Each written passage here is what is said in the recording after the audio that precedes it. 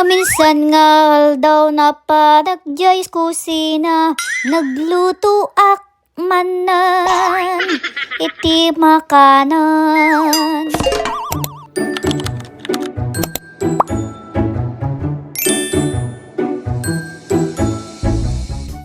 Hi, hello guys! This is Persay, ang piling vlogger ng Alcala.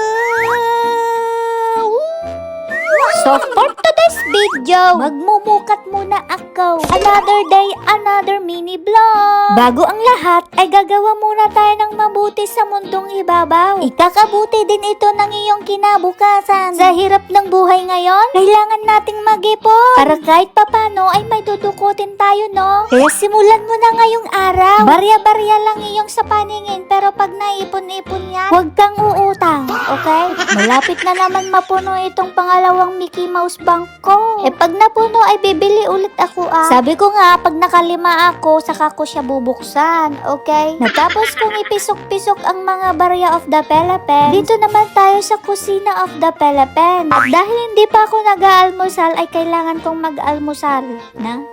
Nawalan na kasi ako ng stock ng kamote of the Philippines, kaya ito na lang. Lolokohin ulit natin ang ating sarili kasi nagda-diet ako Gagawa ako ng banana muffins with choco chips. Alam nyo bang nakabili na ako ng aking panuka? Nakabili na nga ako, kaya naman hindi na tayo magtatansyam ito. Inilabas ko na nga ang mga makapangyarihan kong mga ingredients. At para masaya ang ating pagluluto ay bumili din ako ng muffin tray at saka paper muffin molder. Tara, simulan na natin ang magluto. Una sa lahat ay hindi ako experts of the Philippines. Kaya kung may mali kayong nakikita sa aking mga ginagawa, wala kayong magagawa.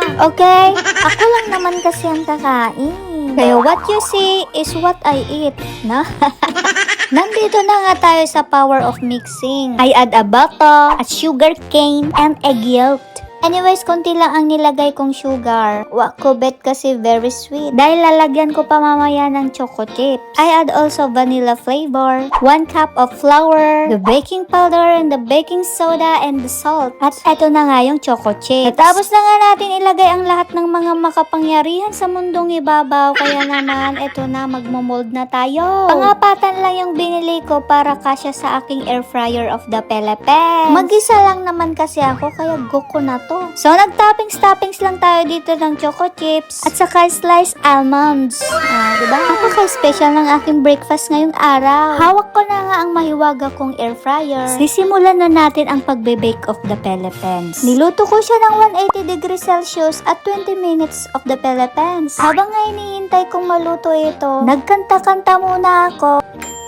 At tapos na ito. Ganito yung outcome ng aking pinaggagawa sa aking buhay. And I'm very proud of myself na naman Meron pang pangalawang batch ito. 2 molds na lang. Same 180 degrees Celsius at 20 minutes of the Philippines. Gamit na gamit talaga itong air fryer kong ito. Araw-araw na nabibinyagan. So natapos na nga ang ating pagluluto at 6 ang aking nagawa. 6 na araw din natin itong kakainin. Talaga ba? Bumili ka ng air fryer mo, bumili ka ng oven mo, at gumawa ka ng ganito, okay? Kontrolado mo pa ang lahat na ilalagay mo na ingredient. Like for example, yung sugar. Onti lang talaga yung nilagay ko dahil nalagyan pa ito ng choco chips. Kaya ang resulta ay ang choco chips lang ang nagpapatamis ng aking buhay. Banana muffins nga ito, kaya naman lasang-lasa yung banana syempre. So ano pang ginagawa nyo? Ilalagay ko na lang sa basket of the Philippines or ilalagay ko yung link sa comment section. No?